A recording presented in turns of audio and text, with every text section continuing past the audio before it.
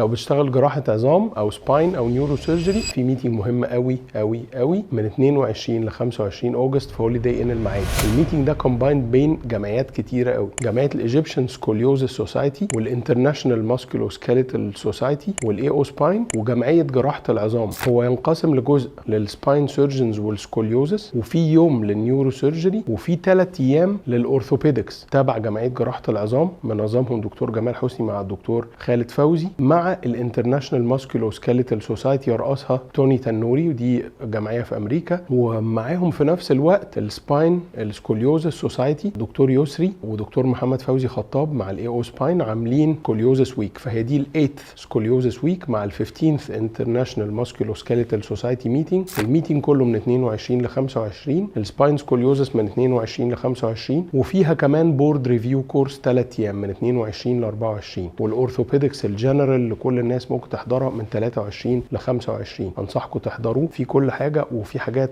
كومباين مع بعض. انا دكتور شريف خالد، استاذ جراحه عظام في القصر العيني، وان شاء الله هبقى سبيكر في الميتنج ده في الجزء بتاع الاورثوبيدكس.